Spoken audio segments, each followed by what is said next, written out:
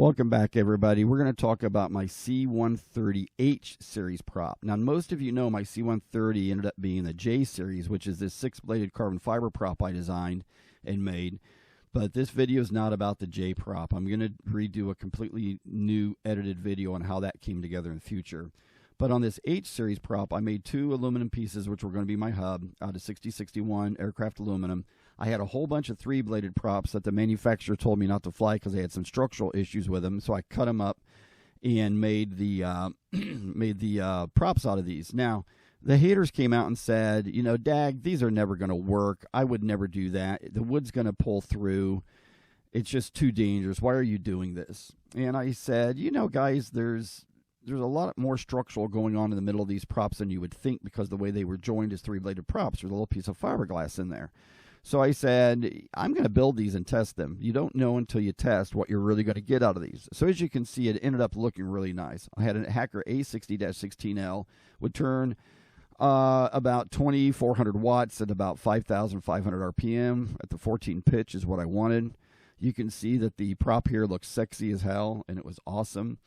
But I had a friend, an engineer, tell me, how strong should the hub be? And he said about 98 pounds. And I said, okay. And I said, what should it break at? And he goes, well, if you can get 350 pounds out of it, you should be good to go. I said, okay. Now, keep in mind, the centrifugal force on a prop is huge. So 98 pounds for a prop that only weighed a couple of ounces, that's a lot. But if you watch in this test, and this is insane, that hub is so much stronger than anybody would have ever conceived. I mean, I thought I might get 300 or 400 pounds before the wood would pull out or the 440 would fail.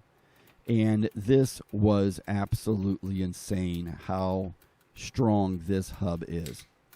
And what actually failed at the end was the 440s sheared. So if I would have had stainless rod in there that wasn't threaded, I have no idea how high this would have gone. I mean, there's just no saying or no guessing how high it would have gone. But you'll see here that when it finally broke, it was insane. Now, my maximum I got to was this 1946, and then it drops a little bit, and then it breaks. And you can see right there it's dropping, and then bam, at 1928 is where it actually parted the pieces. So for something that needed 98 pounds of strength, 1928, I think I've won. It'll work. So I then thought, okay, what happens about long time running it? So I ended up taking all my old LiPos that had high IR ratings and set it up so that each Saturday and Sunday I could run this thing literally 4 or 5 hours at a time. What I ended up with was 24.75 hours on this test prop. Took it apart, and there was no visual signs of the holes elongating, the 440s deforming, nothing over time. And I tested the living daylights out of this thing. So as a 4-bladed prop, it worked. I don't know if I'd recommend anybody to do it unless you can test it and have the experience I do in doing crazy things. But I just wanted to do this video so everybody understood how the 4-bladed H-series prop worked. This is what it looked like when it was completely done. And it was kick-ass. So hope you like my videos, everybody. Rock on and have an awesome day. Be safe. Bye-bye.